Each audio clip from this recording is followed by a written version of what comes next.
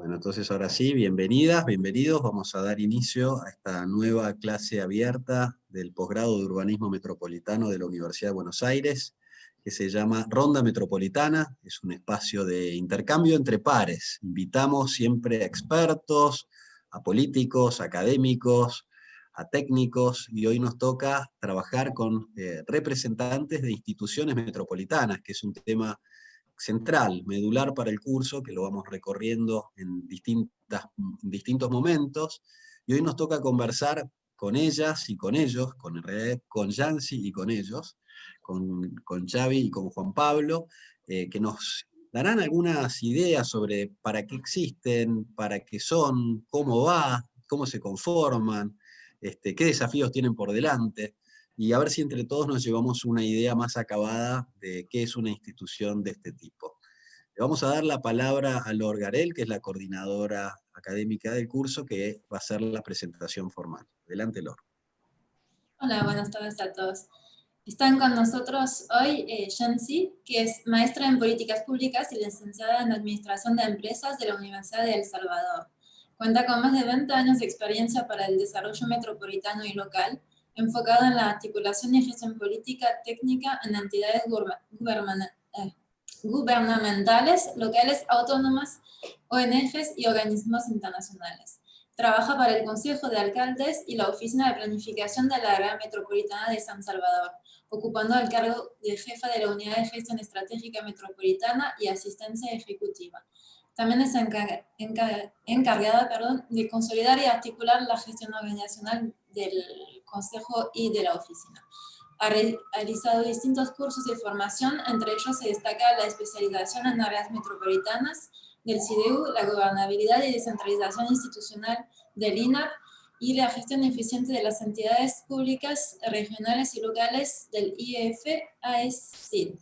Ha participado en eventos internacionales, lanzamiento de la Red de Áreas Metropolitanas de las Américas, RAMA, en Montreal, Canadá, en el Foro Internacional de Innovación en Gobernanza Metropolitana en Guadalajara, en México, en la Delegación Oficial de Hábitat 3 en Ecuador, y visitó Nueva York para conocer modelos de gestión en espacios públicos y participación en la reunión de expertos metropolitanos en Medellín, Colombia, entre otros. También está con casi nosotros. Todos esos lugares nos hemos cruzado con Yancy, ¿no? Ciertamente. Sí, muchas gracias y muy contenta de estar acá. Gracias, Gabriel, por la oportunidad. No, muchísimas gracias a vos por hacerte tiempo en esta época tan difícil del año. ¿Con quién seguimos, Lor? Con Juan Pablo Quintero Mejía, que es abogado especialista en Derecho Público de la Universidad EAFIT, con 9 años de trayectoria en el sector público. Fue asesor en la Alcaldía de Medellín, en gobierno corporativo, participando en la creación de entidades descentralizadas municipales y en la creación de la Asociación Colombiana de Ciudades Capitales, ASOCapitales. Es asesor de la Junta Metropolitana y la Alta Gerencia de la Área Metropolitana del Valle de Aburrá y la Asociación de Áreas Metropolitanas de Colombia, buscando el fortalecimiento de los esquemas asociativos territoriales y la gobernanza metropolitana institucional en Colombia y Latinoamérica. Ha sido ponente en congresos nacionales como internacionales de fortalecimiento en capacidades institucionales públicas y consultora en entidades como la Gobernación de Antioquia. Actualmente es el abogado de la Secretaría General de la Área Metropolitana de Valle de Aburrá en Medellín, de donde hace parte del equipo de actualización del Plan Integral de Desarrollo Metropolitano del Valle de Aburrá y en la elaboración del Plan de Gestión 2030 Futuro Sostenible en la misma entidad. Y para terminar está con nosotros Xavier Tiana, que es responsable de Relaciones Internacionales en la Área Metropolitana de Barcelona desde enero del 2014, trabajando con distintos proyectos y redes internacionales como MedCities, Metrópolis, autoridades metropolitanas europeas, UCLG, entre otros. Entre noviembre de 2015 y julio de 2019 fue secretario general de MedCities, una red de más de 60 ciudades y áreas metropolitanas en la región mediterránea. Del 98 al 2008 y del 2011 a 2013 trabajó en el gobierno provincial de Barcelona como responsable de la Oficina de Cooperación Europea. Del 2008 al 2011 fue director del despacho del presidente en la Oficina de Auditoría Pública de Cataluña. Cuenta con un diploma de posgrado en gobierno local por la Universidad de Barcelona, una maestría en estudios europeos y una licenciatura en ciencia política y relaciones internacionales por la Universidad Autónoma de Barcelona. Finalmente es experto en financiamiento de europeos para gobiernos locales y regionales, gestión de redes transnacionales, gobernanza y política metropolitanas, relaciones euromediterráneas y cooperación descentralizada.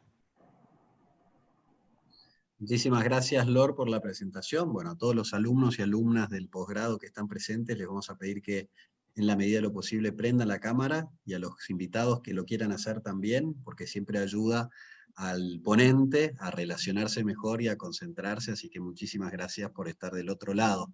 Vamos a sacar una charla, me parece, muy buena. Fíjense que son 3 países bien distintos, 3 áreas metropolitanas también muy diferentes, pero yo noto 2 cosas en común, ¿no? Antes de comenzar. En primero, la existencia de 3 entes que se ocupan del área metropolitana. Ahora vamos a ver en qué coinciden y en qué se diferencian. Y también la de los 3 invitados de hoy, de una trayectoria de trabajo en el sector público y una formación extraordinaria. Yo comentaba que me la encontré a Yancy en varios lugares, pero lo mismo ocurre con Juan Pablo y con Xavi, que nos hemos ido cruzando a lo largo de estos años en foros, en encuentros. De hecho, en el último que estuve antes de la pandemia, uno de los últimos fue justamente en el área metropolitana del Valle de Aburrá, cuando tuve la oportunidad de conocer ese lugar. Y lo que no muchos saben cuando estudian el caso o cuando conocen es que responde a la ciudad de Medellín y su área metropolitana, ¿no? No conocemos tanto que el Valle de Aburrá es el que recibe o contiene a la gran área metropolitana de Medellín, que es, bueno, sin lugar a dudas, una de las más importantes de Latinoamérica. Quería saber entonces, Juan Pablo, y empezar contigo, para que nos cuentes, ¿por qué te parece que un ente como de las características que hoy estamos revisando tiene sentido? ¿Por qué es importante un ente? Y que de paso nos cuentes particularmente el caso del área metropolitana del Valle de Aburrá, ¿de qué tema se ocupa o cuáles son los principales temas en los que se ocupa? Bueno, muy buenas tardes. Un saludo muy especial a Gabriel por la invitación, a Lauret, a la Universidad de Buenos Aires y a mis 2 compañeros de panel, a Yancy del Salvador y a Xavi, que tuve pues la oportunidad de tenerlos por aquí también en el mes de noviembre, y estuve también en Barcelona saludando a Xavi en el Congreso de Smart Cities. Saludos también a los alumnos del curso y contarles que claramente por qué es importante o necesario un ente metropolitano como el área metropolitana del Valle de Aburrá, porque nos permite tener capacidad en el territorio para articular y poder cumplir necesidades a estos 4 millones de habitantes que somos aquí. Tener la capacidad de articularnos, de tomar decisiones, de que exista una gobernanza que permita que esos hechos metropolitanos, que no solamente abarcan a Medellín, sino a esos otros 9 municipios que conforman el área, se permita generar una ruta de toma de decisiones y de planes a largo plazo que puedan generar un impacto en el territorio. Y cuando yo hablo de impacto en el territorio, no necesariamente es al territorio como tal, sino a los habitantes, al espectro, al ambiente, a la movilidad y además. Como competencias, el área metropolitana del Valle de Aburrá se encarga claramente, tenemos un marco normativo definido, una ley orgánica, pero claramente tenemos 3 aspectos que se definen o nos da la competencia para poder actuar. La primera competencia es la autoridad ambiental. Somos autoridad ambiental en la zona urbana, somos autoridad de transporte y somos el ente articulador de la planificación metropolitana, donde tenemos 3 instrumentos claros: el Plan Estratégico de Ordenamiento Territorial Metropolitano, el Plan Integral de Desarrollo Metropolitano y el Plan de Gestión, que sería una especie de plan de desarrollo a 4 años, que nos ha permitido desarrollar a la luz de 40 años que hoy precisamente estamos cumpliendo. Hoy hace 40 años, el 27 de noviembre de 1980, se constituyó el área metropolitana del Valle de Aburrá. Entonces esas son las 3 competencias claras que tenemos. Adicionalmente, la ley nos permite declarar hechos metropolitanos, que más adelante les contaré el tema, pero que nos ha permitido desarrollar un montón de temas o estrategias o metas que nos han permitido desarrollar y crear territorios más sostenibles, más amigables con el medio ambiente y demás. Entonces yo sí quisiera pues como terminar mi primera intervención con eso y preguntarle a Ana Yancy, mi compañera de El Salvador, cómo funciona, cómo está definido el tema del área metropolitana o la institución en El Salvador, cómo está constituido y qué funciones tiene. Sí, muchas gracias, Juan Pablo. Un honor realmente compartir con ustedes, ¿verdad? Y principalmente con los alumnos profesionales del posgrado, ¿verdad? Nos sentimos muy como área metropolitana de San Salvador, muy afortunados poder estar en este tipo de intercambios tan valioso, que nosotros también estamos en ese proceso de aprendizaje, ¿verdad? En todo este devenir. Pues yo tengo alrededor de 22 años de estar en el área metropolitana de San Salvador. El área metropolitana de San Salvador tiene 33 años ya de haberse constituido, ¿verdad? Primeramente se hizo como los alcaldes con ese ánimo de articular sus acciones y de resolver problemas comunes. Fue que conforman el Consejo de Alcaldes del área metropolitana de San Salvador a raíz del fuerte terremoto que nosotros tuvimos en octubre de 1986, que ese grave suceso ocasionó que realmente los alcaldes se sentaran y dijeran, bueno, solo no lo vamos a lograr, ¿verdad? Nosotros tenemos que articularnos, tenemos que reunirnos para que podamos afrontar una situación difícil. De manera que cuando los alcaldes tuvieron sus primeras reuniones, que eran muy lejanas, no eran así como son ahora, dijeron, bueno, nosotros somos políticos, al final de cuentas, ¿qué hacemos solo los políticos, verdad? Necesitamos tener un ente técnico que nos oriente, nos ayude, nos posibilite, nos proponga a ver cómo vamos a reconstruir las ciudades. Fue ahí donde crean su brazo técnico, la Oficina de Planificación del Área Metropolitana de San Salvador, que fue el siguiente año. Desde esos años hemos venido operando y hemos venido avanzando en distintos temas, pero el área donde yo me muevo, digamos, donde yo laboro, es básicamente el área clave, el área transversal para el funcionamiento de la institucionalidad metropolitana. ¿Por qué? Porque nosotros somos los que articulamos el trabajo entre lo técnico, entre los políticos, mis jefes son de manera directa los alcaldes, ¿verdad? Y también ese ente metropolitano, para que pueda ser factible, nombra una dirección ejecutiva, que es la dirección ejecutiva de OPAMS, que es la que elabora todas las políticas públicas, propone los planes, propone el funcionamiento organizativo, etcétera. Entonces, es así como los alcaldes, esta asociatividad de municipios se reúnen 2 veces al mes, ¿verdad? Para gobernar toda esta área metropolitana, ¿verdad?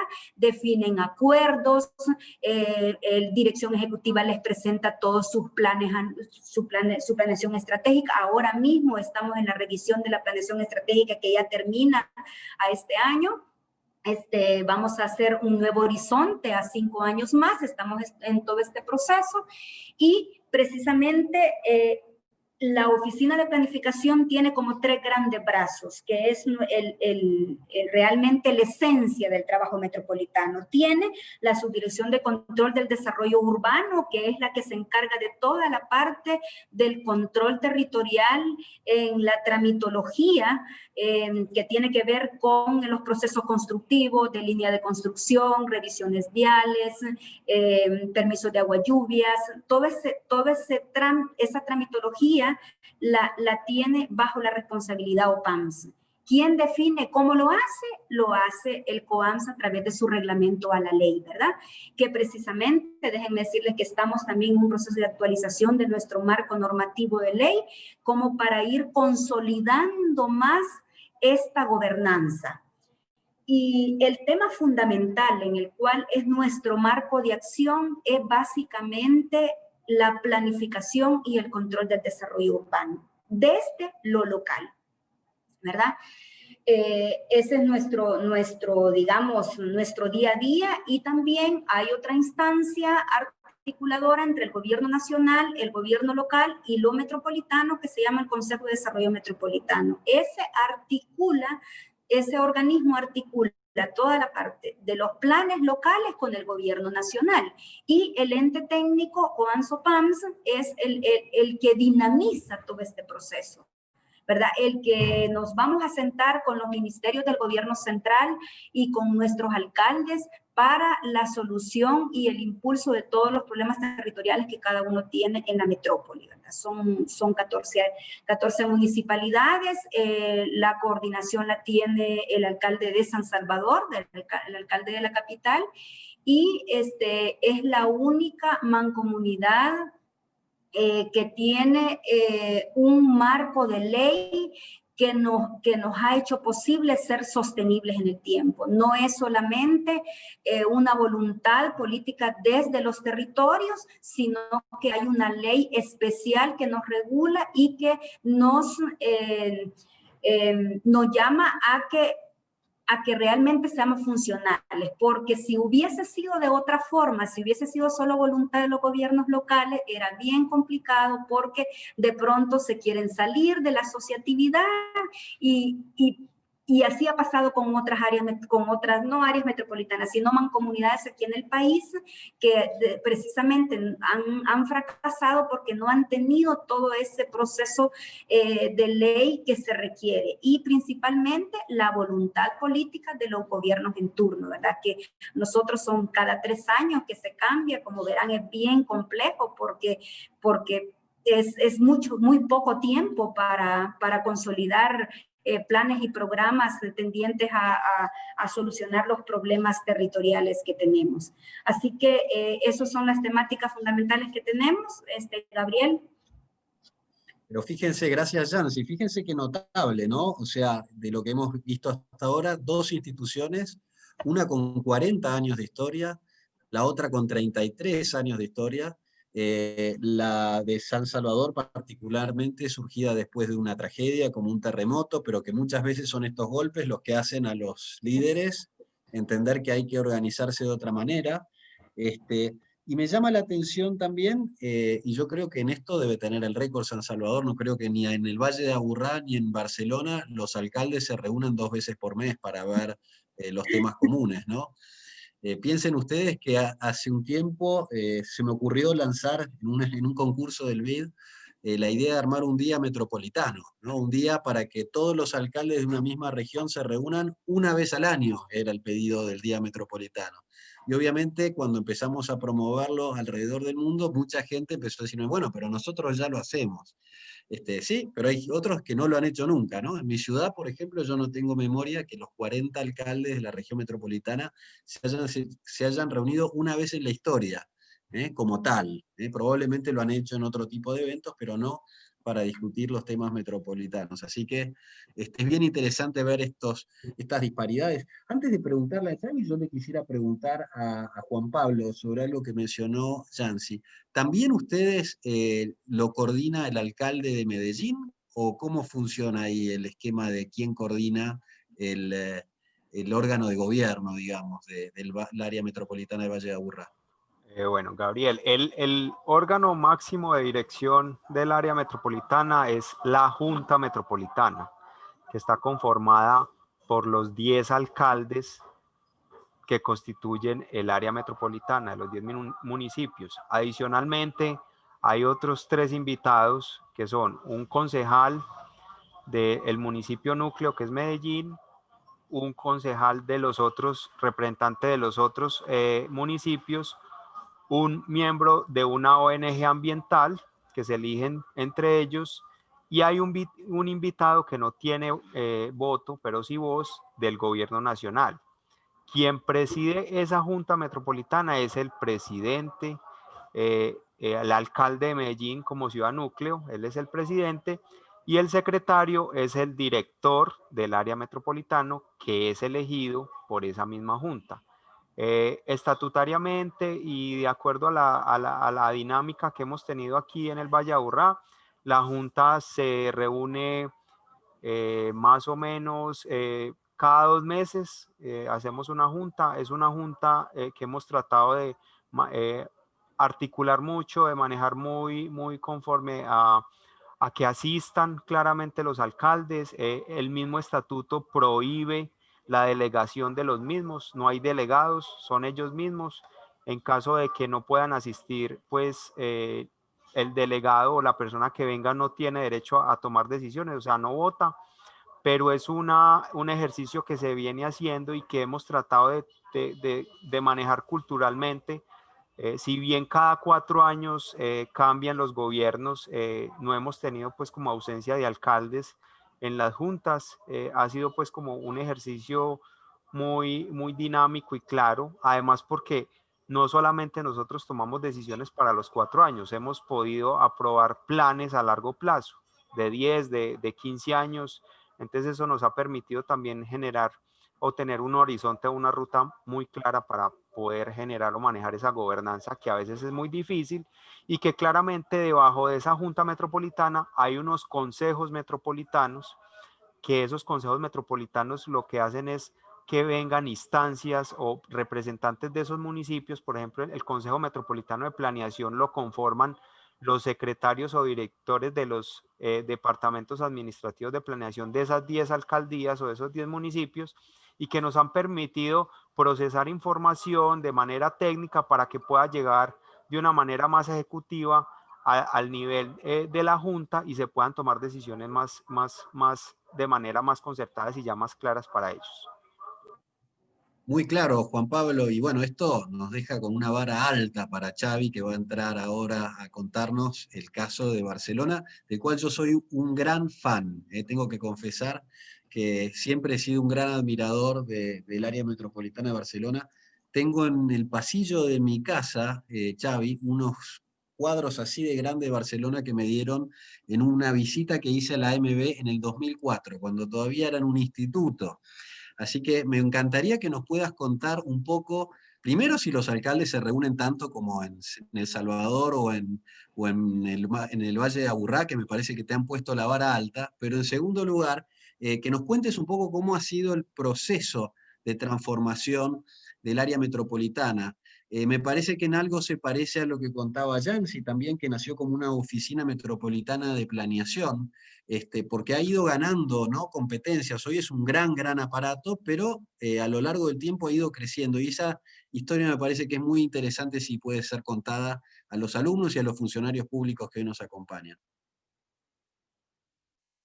Bueno, muy buenos días, Gabriel, y gracias por la invitación también.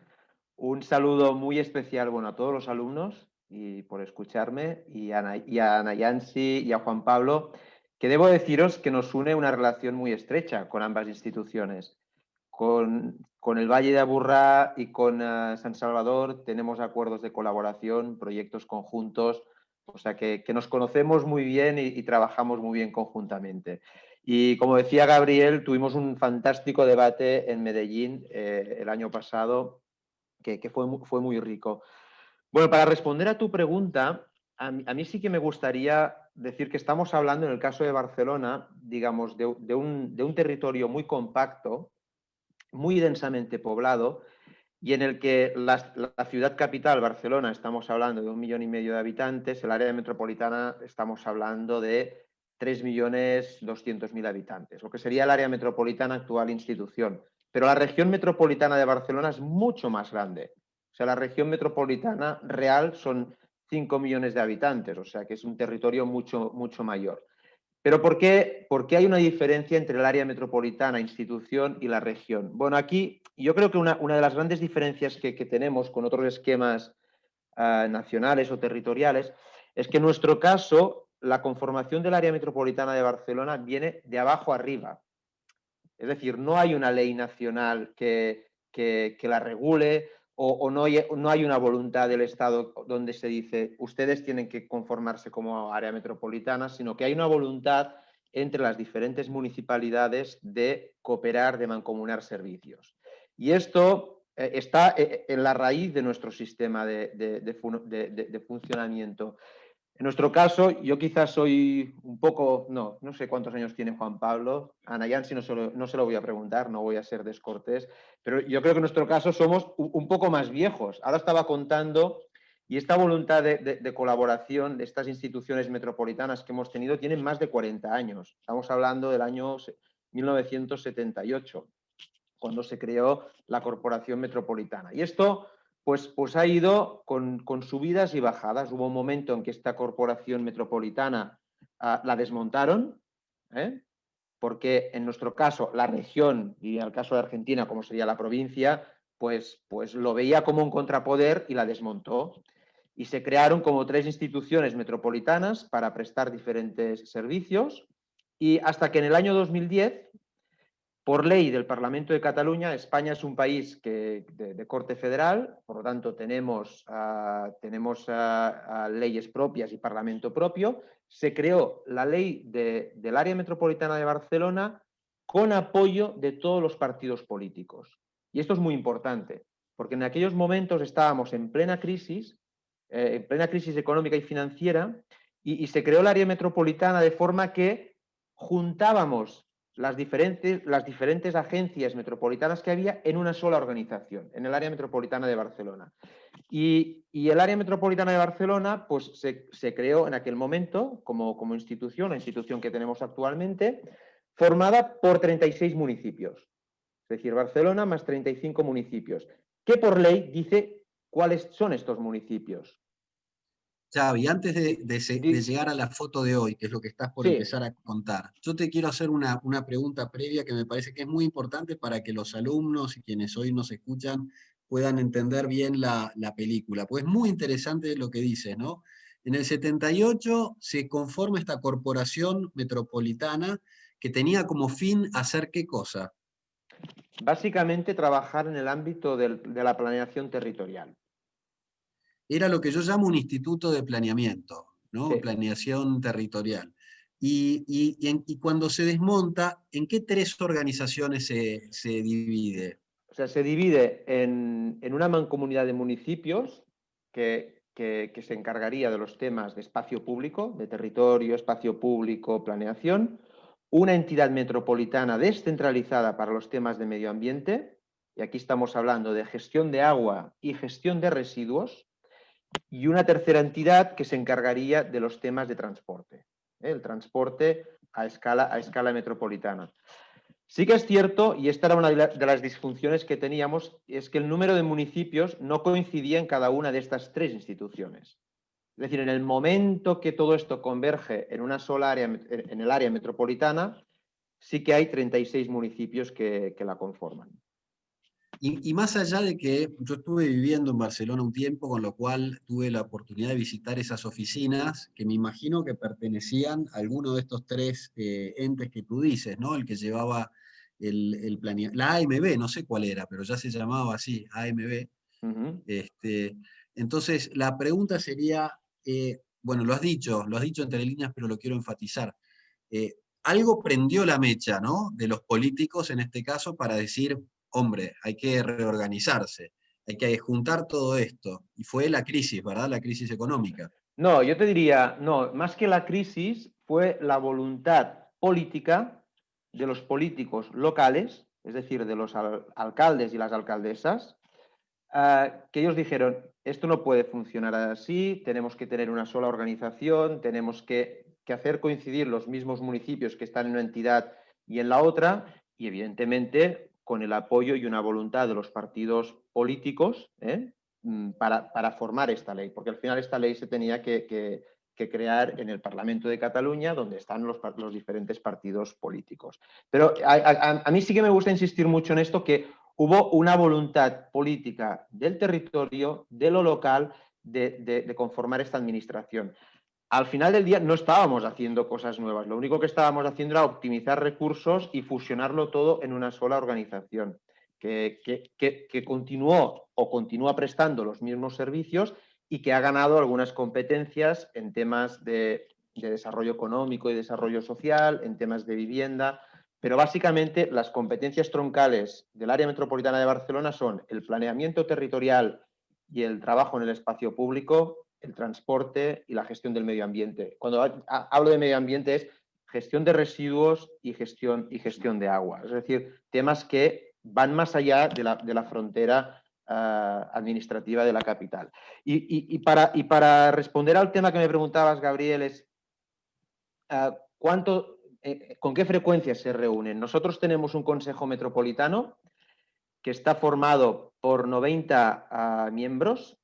Entre estos 90 miembros están las 36 alcaldesas y alcaldes, es decir, los 36 alcaldes y alcaldesas del territorio están en este consejo metropolitano, más 54 concejalas y concejales, en función del tamaño de población de cada municipio. Es decir, en función de si eres más o menos pequeño, tienes más o menos representación en el área metropolitana de Barcelona.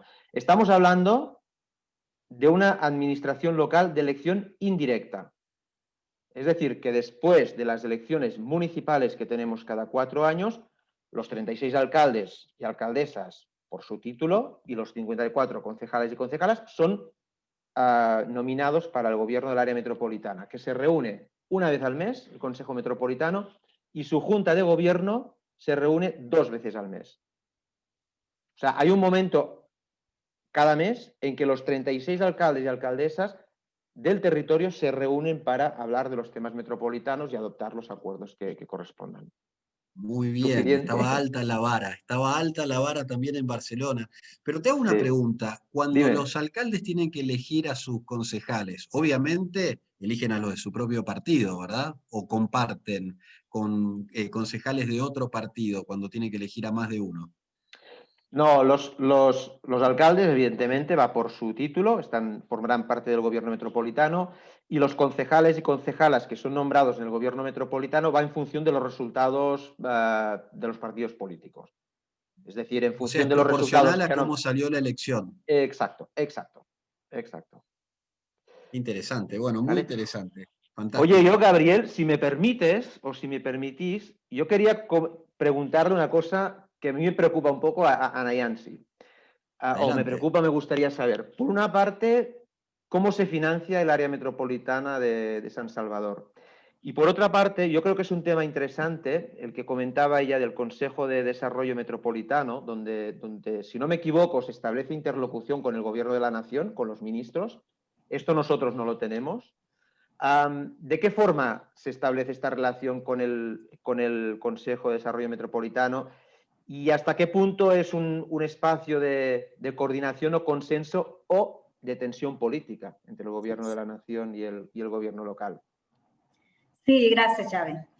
En realidad, el tema de financiación en el área metropolitana de San Salvador deviene única y exclusivamente por los servicios que la Oficina de Planificación presta en el área de control del desarrollo urbano. Nosotros no tenemos transferencia de los gobiernos locales, no tenemos transferencia del gobierno nacional, sino que únicamente sobrevivimos, somos autosostenibles por los servicios que en su oportunidad, desde los años 1990, las municipalidades nos descentralizaron los servicios. Esa es la única modalidad que tenemos y ciertamente es una debilidad, ¿verdad? Pero desde hace años puedo decir que parte también de la fortaleza que ha ido sosteniendo el área metropolitana de San Salvador es también gracias a los aliados que hemos tenido, ¿verdad? En distintos ámbitos. En realidad, no tanto en sí que los alcaldes asuman realmente un liderazgo metropolitano, porque esa sí es una fuerte debilidad que tenemos. Nos cuesta mucho que los alcaldes se apropien de la metropolización. Ellos siempre únicamente ven su territorio. Entonces, nosotros, si tenemos un equipo técnico altamente calificado y comprometido con la institucionalidad metropolitana, hemos ido avanzando en otras áreas, incluso cuando yo vine a trabajar acá, la OPAM solamente daba permisos, solamente eso hacía. Ahora, poco a poco, hemos tenido mucho más incidencia en varias temáticas ambientales, de desarrollo económico, y debo decir que gracias al apoyo de la cooperación que hemos avanzado y hemos tenido instrumentos tanto de planificación y de política pública que hemos incidido en el territorio. En el caso del Consejo de Desarrollo Metropolitano, es un organismo que está en la ley, ciertamente, pero tiene únicamente su característica, que es un organismo eminentemente político, dice la ley. Entonces, eso nos ha sido bien difícil que eso funcione, precisamente por la tensión política, porque es dependiendo de quién esté en el gobierno, tanto en lo metropolitano, quién tenga la correlación de fuerza, y quién esté en el gobierno nacional. Y precisamente nos ha pasado hoy recientemente. En el año 2015, después de 1994 que entró en vigencia la ley, desde el 95, el CODEMET no había funcionado. Fue hasta el 2015 que se instaló porque los astros estaban alineados en política, ¿verdad? En política partidaria, pura y dura, ¿verdad? Entonces, en el COAMS habían 7 de izquierda, 7 de derecha. Entonces, en el gobierno nacional estaba la izquierda. Entonces, fue así como logramos que se sentaran los ministros juntamente con los alcaldes a ver la planificación del área metropolitana de San Salvador y a definir proyectos de fuerte impacto, porque eso es lo que es el CODEMET. El CODEMET ve proyectos de infraestructura vial, hospitalaria, de educación, etcétera. Pero es así, nos cuesta mucho. Y hoy, precisamente, en el gobierno actual, no funcionamos ya. A partir que entró un nuevo gobierno nacional, el CODEMET ha dejado de funcionar. Bueno, muchas gracias, Yancy. Como vemos, esto es dinámico, ¿eh? O sea, la historia sirve a repasar la historia de los entes para que se entienda que, bueno, navega en mares de dificultad, ¿no? Y de tensiones políticas, de oportunidades económicas, pero me quedo con la primera frase que dijo Juan Pablo cuando dijo para qué sirve un ente, y él mencionó la palabra capacidad, con mucha fuerza lo dijo, y me parece que es muy claro. Le da un territorio capacidad para hacer un montón de cosas que si no existieran no se podrían hacer. Esto me lleva a preguntarte, Juan Pablo, entonces, ya que hablamos de capacidad, ¿cuáles son, si tuvieras que elegir 2 o 3 logros fundamentales, ¿sí?, del área metropolitana del Valle de Aburrá estos últimos 10, 15 años? ¿Cuáles son? Y cuáles son las dificultades también por las que debe navegar el área metropolitana del Valle de Aburrá a la hora de seguir desarrollándose? Capacidades y logros hemos tenido muchos. Yo creo que uno de los primeros aspectos que se han generado es, y también como haciendo un poquito, contando lo del tema de los ingresos del área, nosotros tenemos un gran logro, y es poder generar equidad en el territorio. Medellín aporta el 80% de los recursos que tiene el área metropolitana del Valle de Aburrá.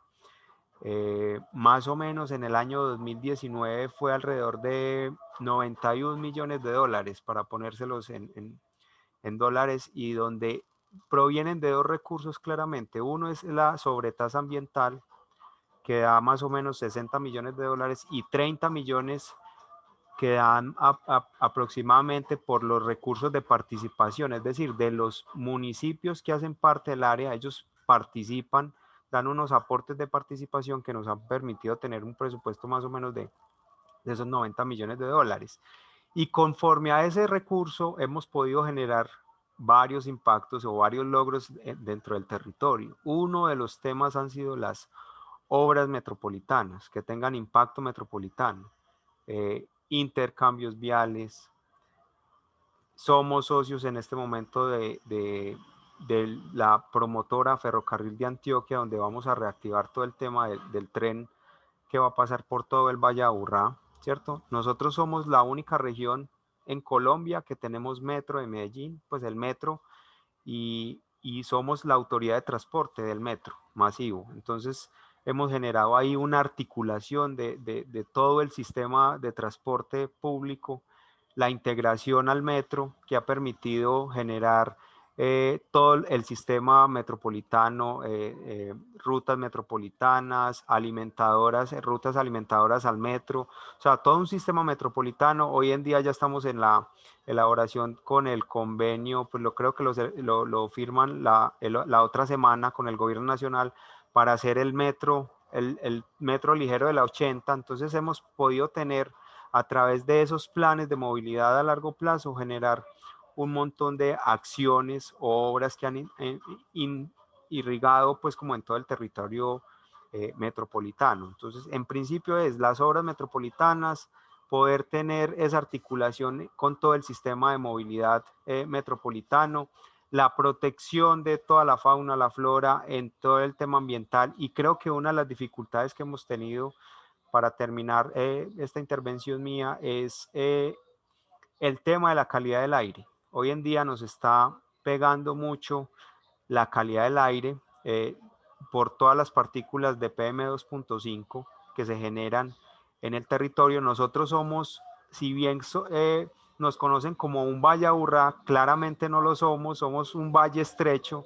Gabriel, Xavi y Yancy lo conocen, que claramente somos un cañón estrecho donde conforme a las condiciones meteorológicas y demás, tenemos 2 temporadas en el año donde las nubes taponan todo ese cañón y no permiten que los contaminantes pues fluyan. Entonces estamos generando una connotación ahí de calidad del aire donde los niveles de contaminación se nos han disparado, pero ha sido, o sea, una dificultad, pero también una oportunidad, ¿cierto? En esas circunstancias de crisis, por decirlo así, se han generado oportunidades que nos permitieron, eso fue en el año 2016, generar unos protocolos y un plan integral de calidad del aire que nos ha permitido tener unas acciones claramente que hemos bajado esos indicadores o esos niveles de contaminación claramente a través de todos los actores, porque no solamente la gobernanza la tratamos de generar en cultura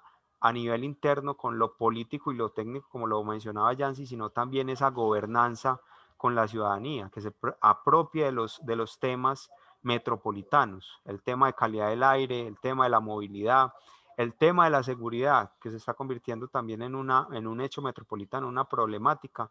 Hemos permitido generar actores en todo el territorio que nos permitan dar soluciones también. Juan Pablo, y antes de que hagas alguna pregunta a los compañeros, tengo algo que me gustaría precisar más porque lo dijiste al pasar, pero me parece que es central. Estos 91 millones de dólares de presupuesto, mencionabas que 60 vienen de la sobretasa ambiental. ¿Puedes contar un poquito más qué es la sobretasa ambiental?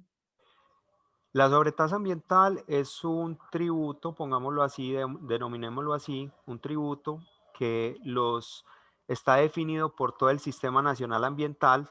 Al ser nosotros autoridad ambiental, tenemos derecho a que tengamos esos recursos. Esos recursos provienen, o sea, esa sobretasa ambiental proviene del impuesto predial de los bienes, de todas las propiedades que en zona urbana que tiene la ciudad y los demás municipios. De ahí se saca el 2 por mil de esa y genera la sobretasa, y esa sobretasa nos la envían todos los municipios, la recaudan en el impuesto predial y nos la trasladan a nosotros la administramos. Clarísimo, muy claro entonces. Ok, y yo voy a preguntarle a Xavi, mi gran amigo de Barcelona, de esa ciudad tan hermosa que también tuve la oportunidad de conocerla en noviembre del año pasado. ¿qué logros, qué futuro tiene el área metropolitana de Barcelona hacia futuro y qué también problemáticas podemos estar sobre todo pasando en esta situación, por ejemplo, de pandemia? ¿Cuáles son los retos que tiene? Gracias, Juan Pablo, por la pregunta. Bueno, yo hablaría, mira, antes de hablar de los logros, un poco me gustaría comentar brevemente los retos, los grandes retos que tenemos, y coincido aquí con algo que decía Nayansi también, es un tema del liderazgo metropolitano.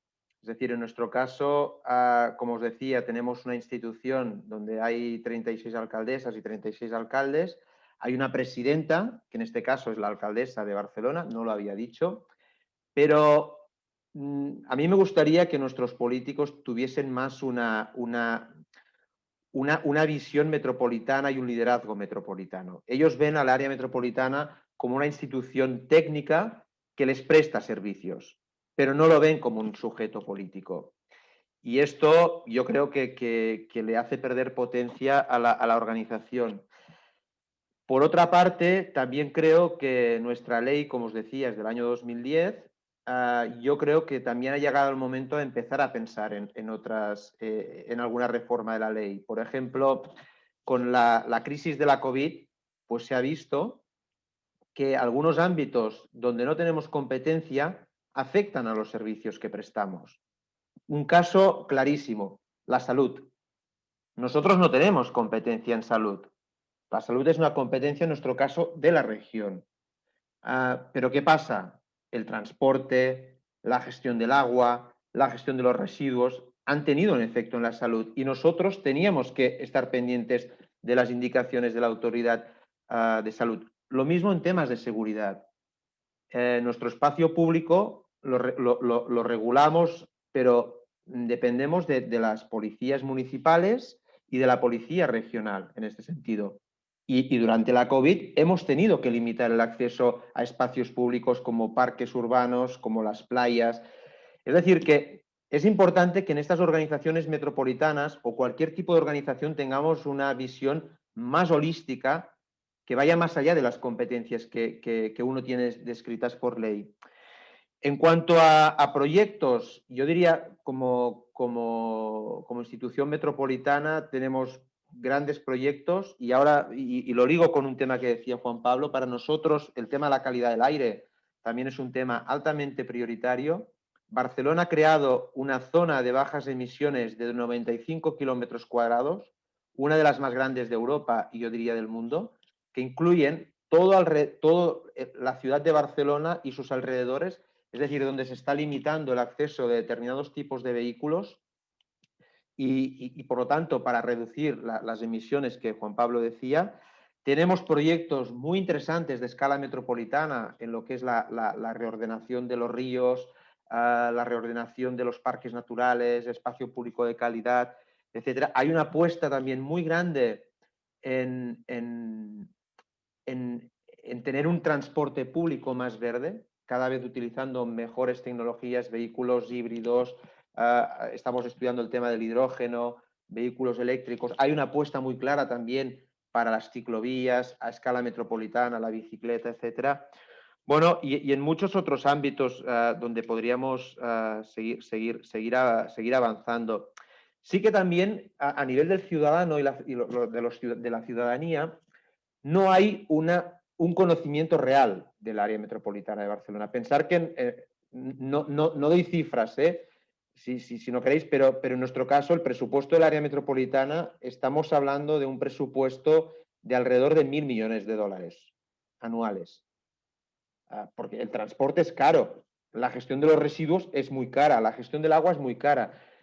Tenemos además la suerte de tener un plan de inversiones municipales para hacer actuaciones para los municipios en equipamientos, etc. Pero la ciudadanía no nos conoce como administración.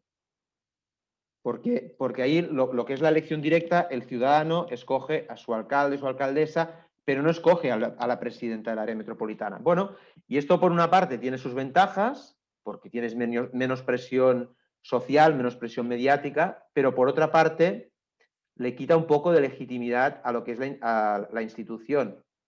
bueno, quizás es lo que quiere el territorio, quizás es lo que quieren los políticos, pero cada vez hay una demanda más creciente de actores económicos y sociales pidiendo más gobierno metropolitano. Es decir, por una parte hay como una contradicción. Por una parte, los partidos políticos ya están contentos con este statu quo del área metropolitana, pero por otra parte hay otros actores de la sociedad civil, actores económicos y sociales muy potentes que están pidiendo que un mayor gobierno metropolitano para Barcelona, porque si no, Barcelona como ciudad se va a quedar en una ciudad chica.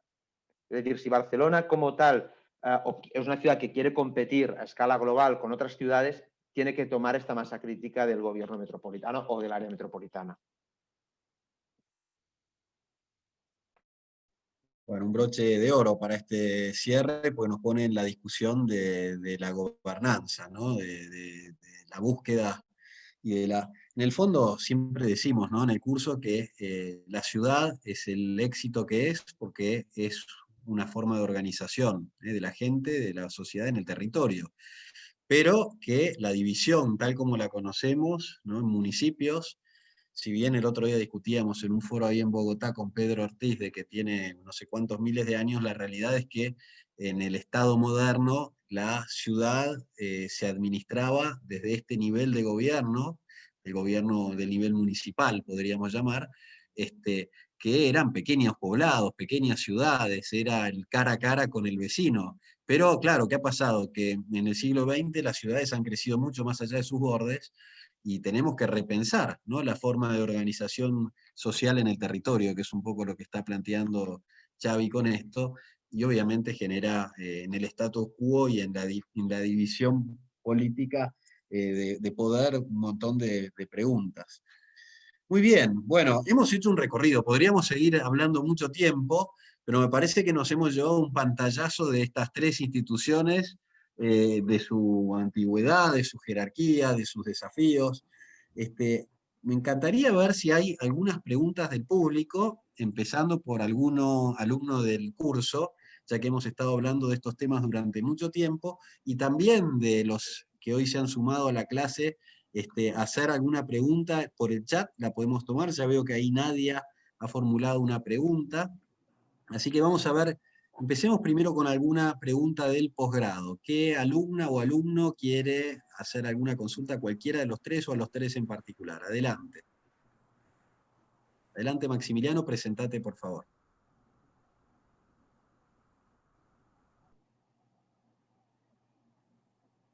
Se colgó, me parece justo cuando estaba por empezar a hablar.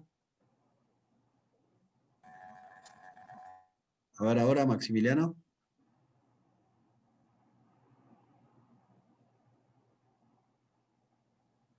¿Podés abrir tu micrófono? Bueno, no estamos pudiendo. Hola, hola, ¿se escucha? Ahora sí, sí, ahora sí. Sí, justo se había tildado la conexión. Buenas tardes, mi nombre es Maximiliano Gómez, soy licenciado en Ciencia Política, docente e investigador en la Universidad Nacional de Entre Ríos, y estoy completando el programa en el marco de lo que es mi formación dentro de la maestría en ciudades de la UBA.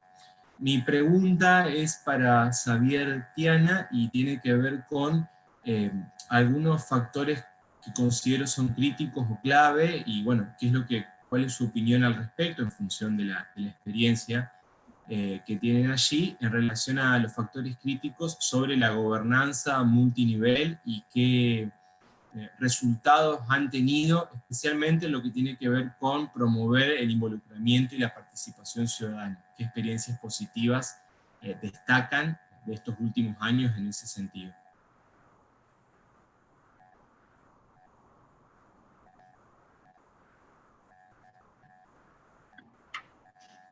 ¿Contesto, Gabriel, Sí, o sí, hacemos adelante, turnos? contestamos y le voy dando enseguida el micrófono a Nadia, que ha hecho una pregunta, y si hay alguna otra más, es el momento de hacerla en el chat. Perfecto. Bueno, Maximiliano, gracias por la pregunta, que de hecho es una muy buena pregunta, y lo ligo con lo que estaba diciendo anteriormente, es decir, el nivel de conocimiento del ciudadano del área metropolitana, a la gente le preguntas y te dice, bueno, el transporte, porque ven nuestro logo, los taxis, porque nosotros regulamos el uso del taxi, pero no hay un gran conocimiento. Luego sí que hemos tenido una experiencia interesante en dos sentidos. Yo diría una negativa y otra más positiva.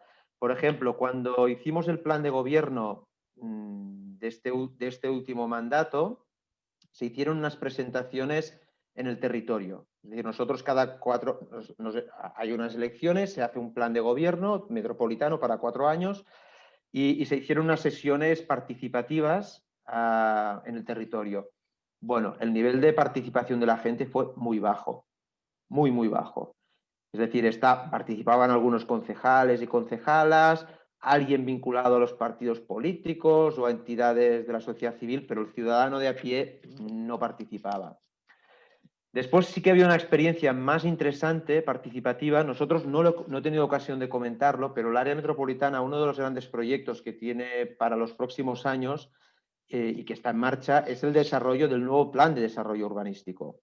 El plan de desarrollo urbanístico de Barcelona es de los años 80, finales de los 70, principios de los años 80. Es un plan de desarrollo urbanístico que ha tenido más de 1000 modificaciones y ahora precisamente estamos redactando el nuevo plan de desarrollo urbanístico. Y esto se ha hecho a través de unos ejes, grupos de trabajo, con mucha interlocución con los 36 municipios, pero después se han hecho sesiones temáticas en el territorio sobre temas como la infraestructura verde, el impacto de las infraestructuras de transporte, la vivienda, los usos del suelo, etcétera. Y ahí sí que ha sido un éxito, es decir, bueno, un éxito para ser una sesión participativa, pero ha habido mucha interlocución con el territorio y se han tomado muchas de las ideas que se han hecho. Pero a diferencia de un gobierno local, como sería una municipalidad, donde hay una mayor proximidad con el ciudadano y donde quizás estos procesos participativos, incluso con presupuestos participativos, se pueden dar, en nuestro caso, te diría, estas experiencias. Y el tema de gobernanza multinivel que apuntabas, en nuestro caso, es clarísima con las municipalidades, con las 36 municipalidades, y en determinados ámbitos competenciales tenemos que vincularnos con la región. Es decir, el transporte, hay una parte que la financia la región, la gestión de los residuos también, y ahí tiene que haber interlocuciones muy claras, al igual que en el planeamiento. Muchas gracias, Xavi. Y también muy importante lo de la mención del plan, lo venimos siguiendo acá también desde el curso, y bueno, yo este año te comento de paso a los tres por si no estaban al tanto, estoy a cargo del Plan Urbano Ambiental de la Ciudad de Buenos Aires también, así que estamos tratando de impulsar desde ese ámbito algún nivel de discusión metropolitana que se está dando de manera muy interesante. Todavía estamos muy lejos de llegar a los niveles de organización de cualquiera de las 3 ciudades que hoy nos acompañan, pero por eso justamente vale la pena la discusión, porque ver cómo nos puede inspirar nos ayuda. Quisiera ahora darle micrófono a Nadia, no sé si quiere hacer su pregunta en voz alta, o si quiere encender la cámara para que la podamos conocer. Presentate, Nadia, por favor. Buena tarde, mucho gusto. Mi nombre es Fairuz Nadia Daulín Coral. Estoy en este momento en Colombia. Es una pregunta sobre el tema de los hechos metropolitanos ambientales. Digamos, si bien Colombia tiene una arquitectura institucional bastante, digamos, musculosa, el Sistema Nacional Ambiental, como comentaba el representante del Valle de Aburrá, la pregunta es cuáles han sido los retos para los 3 panelistas en temas de ponerse de acuerdo cuando surgen hechos metropolitanos, sobre todo en las cuencas compartidas, o sea, que abastecen a más de 2 o 3 municipios, y aquellos municipios que tienen que recibir las aguas servidas de los municipios cuenca arriba. En el caso colombiano, pues sabemos que hay otro instrumento que son las tasas retributivas, pero pues agradecería saber en los otros 2 casos cómo se ha abordado. Gracias. Muchas gracias, Nadia, por la pregunta. Bueno, cualquiera de los 3 que quiera responder, es una pregunta muy interesante porque siempre el tema de las cuencas hídricas va más allá de las fronteras, ¿no? Entonces, ¿cuáles son los retos en cada una de sus áreas metropolitanas? ¿Cómo lo están manejando y qué hace la entidad al respecto? Muy buena pregunta, gracias Nadia. Gabriel, yo empiezo más o menos contando como la experiencia que he tenido del Valle de Aburrá, en el sentido de que el río Aburrá-Medellín pasa por los 10 municipios que conforman el área metropolitana. En 1997, si no estoy mal, fue declarado como hecho metropolitano. Al ser declarado como hecho metropolitano, el área puede intervenir a través de recursos para la protección y mantenimiento y demás de este recurso. Pero adicionalmente, nosotros, por ser autoridad ambiental urbana, trabajamos articuladamente con los demás actores del territorio, como los mencionaba anteriormente. Empresas Públicas de Medellín, que es la empresa de servicios públicos de Medellín, pero que le presta también a los demás municipios, ha venido realizando unos planes a largo plazo, unas plantas de tratamiento para poder volverle la vida al río, ¿cierto? Los municipios como tal vienen desarrollando obras de infraestructura de urbanismo como parques del río en la ciudad de Medellín, pero claramente, si bien el río Medellín a veces lo habíamos definido como la cloaca, porque era donde llegaban todos era la alcantarilla pues urbana, por decirlo así, para hablarlo en términos más coloquiales. Lo que hemos tratado es verdaderamente devolverle la vida al río y generar ahí unos impactos claramente para poder a través de estas plantas de tratamiento revisarlo, además porque hay unas normas ambientales de vertimientos y demás que nos han generado pues como desarrollar todo el tema de articulación con los actores. Y otra de las cosas es que en el territorio del Valle de Aburrá, las cuencas de abastecimiento no nacen en el Valle de Aburrá. Nosotros dependemos del Valle de San Nicolás. Cuando usted llega a Medellín por el aeropuerto queda en Río Negro, ese es el Valle de San Nicolás, es donde nos abastecemos nosotros de agua. Pero nosotros, para poder manejar para proteger esas cuencas, hemos creado instituciones que busquen la protección de esas cuencas. Hoy en día el área metropolitana del Valle de Aburrá hace parte de una corporación que se llama Cuenca Verde, que es la encargada de la protección de esas cuencas.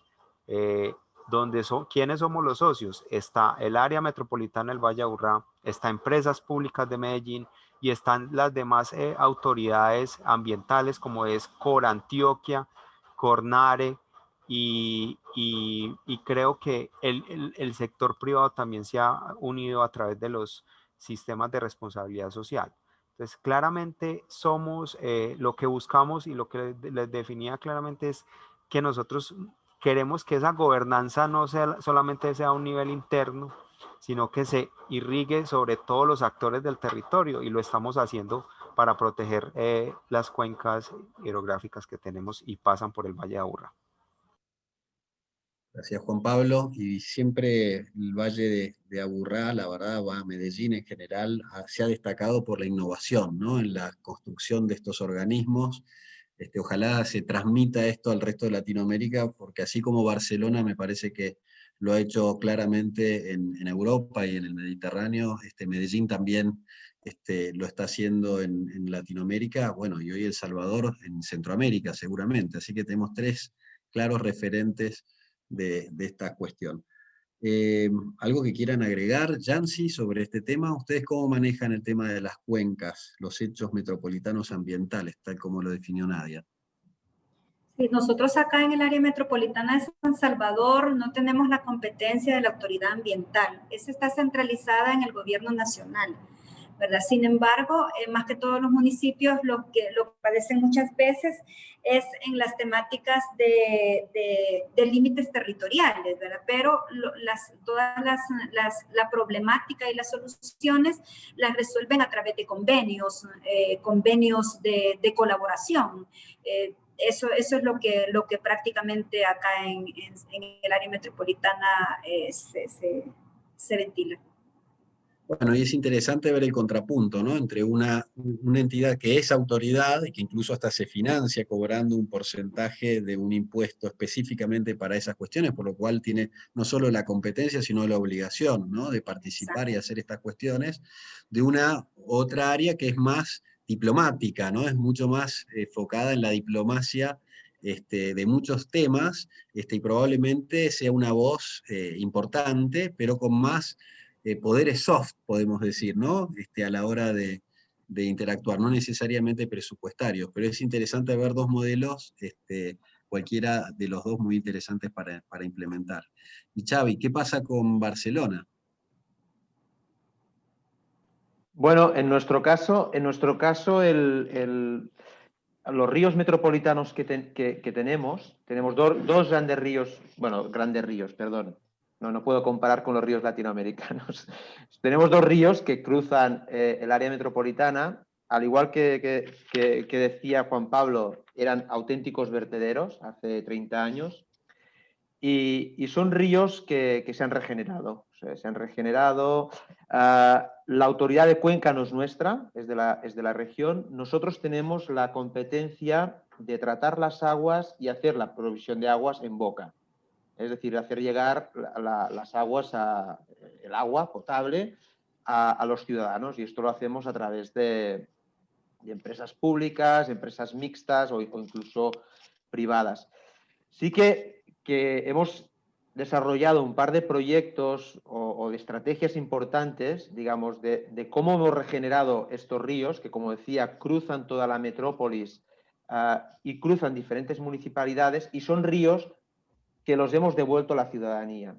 Es decir, eran espacios que la ciudadanía no utilizaba porque estaban en mal estado, estaban sucios, etcétera, y ahora son espacios que la ciudadanía de diferentes municipalidades los están utilizando para ir a pasear, ir en bicicleta, ir a correr, hay medidas de seguridad, etcétera, y se está repoblando la población de aves, de especies, y el agua, pues, bueno, vuelve a tener peces, es de calidad, y estos son dos proyectos que justifican mucho el papel del porqué de un área metropolitana, de esta planeación y inversión e impacto a nivel metropolitano. Bueno, muchas gracias, Xavi. Yo creo que con esa afirmación también de alguna manera estamos cerrando el círculo por donde lo empezamos, porque era cuáles son los motivos por los cuales son necesarias. Y yo creo que todo el tema del manejo ambiental es un vector muy fuerte que ha ido apareciendo y creciendo y seguirá creciendo. Las ciudades tienen que apuntar a ser carbono neutral para el 2050. Eso no se va a lograr sin una coordinación y un manejo fuera de lo común, es romper paradigmas muy fuertes para lograrlo. Así que bueno, desde ya, antes de hacer el cierre, voy a compartir con todos los participantes esta encuesta de cómo estuvo la clase de hoy, qué tal les pareció en términos de los temas que tocamos, de cómo fue la dinámica, si han aprendido, para poder seguir mejorando como curso. Ahí pueden votar hoy tanto los alumnos como los invitados. Vamos a dar unos segunditos más para que lo puedan hacer la mayoría o todos. Y desde ya agradecer muchísimo a Yancy, a Xavi y a Juan Pablo por el tiempo. Es riquísimo, es dificilísimo conseguirlos. Es la primera vez que lo logramos, y conseguirlos a los tres es como sacarse la lotería, porque los tres al mismo tiempo les agradezco muchísimo que nos hayan destinado un momento. Esto es un aporte más en el conocimiento de un montón de gente que seguramente tiene la capacidad de votar leyes, de impulsar transformaciones en sus provincias, en sus ciudades, y creo que vamos a finalizar la votación. Ahí está. Los resultados han sido muy satisfactorios, la gente realmente ha valorado y apreciado mucho el esfuerzo, así que me pone muy contento ver este resultado también de parte de quienes nos han acompañado. Despedimos entonces con un aplauso virtual a los tres invitados de hoy. Quedamos en contacto para la próxima. Tan pronto tengamos un documento del posgrado, se los haremos llegar. Y muchas gracias por habernos acompañado en esta tercera edición del posgrado de Urbanismo Metropolitano. Bueno, También muchísimas gracias. Un placer, Gabriel. Muchas gracias a todos. Gabriel, De verdad, gracias. Gabriel, compártele los contactos a los alumnos. Sí. Aquí en San Salvador estamos en la total disposición. Cualquier duda, cualquier ampliación, cualquier cosa que podamos compartir. Fantástico. Ya quisiera yo que tuviéramos un posgrado aquí en El Salvador sobre esto que es tan importante. Así que estamos a la disposición y de verdad, compárteles el correo y si necesitan alguna información, estamos a la disposición. Yo Así me lo uno, haremos. me uno a las Con palabras de mucho gusto, Xavi, Juan Pablo, un placer haber estado con ustedes. Laura, mil gracias por la oportunidad y Gabriel también. Muchas gracias. Yo también me sumo a las palabras de la estimada Ana Yancy y bueno, lo que necesitáis, aquí estamos a través de Gabriel o mira, os comparto mi correo electrónico y así, o sea, a disposición. Fantástico. Bueno, muchas gracias por la gentileza y ahí estamos en contacto. Bueno, gracias.